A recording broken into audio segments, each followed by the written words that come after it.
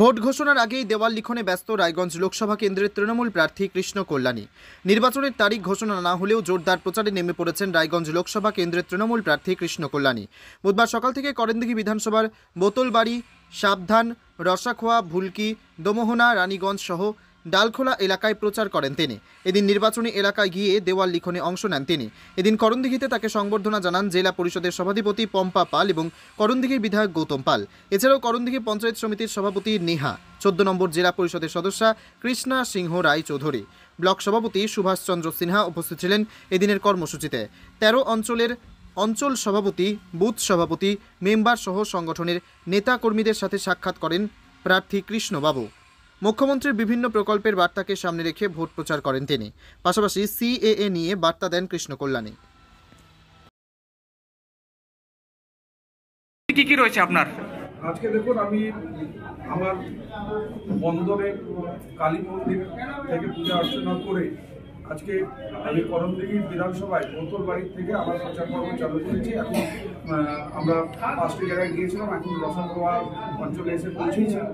আমার করণদিঘি বিধানসভা থেকে প্রচার পর্ব শুরু করার কারণ, আমরা করণদিঘি বিধানসভাটা আমাদের লোকসভার কেন্দ্রবিন্দু, একদম মাঝখানে অবস্থিত।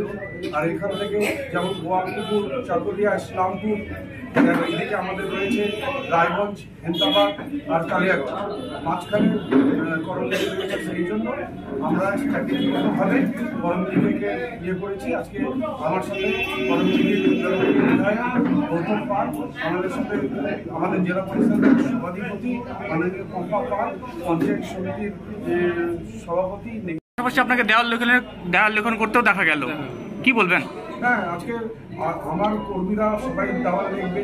আমি একজন প্রার্থী হিসাবেও তাদেরকে উৎসাহিত করার জন্য নিশ্চিত আমিও দেওয়াল লিখব।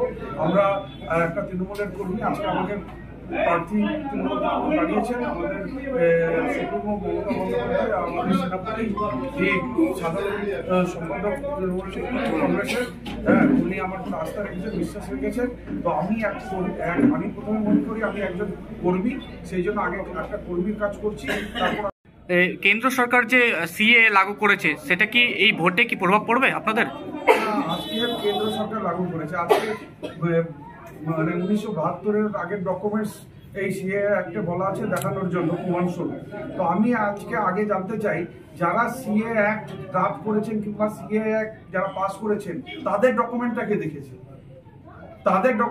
দেখেছে, এই যে তারা সিএ পাস করেছেন, তাদের ডকুমেন্টের যাচাইটা কারা করেছে? তো এটা টোটালি অবৈধ।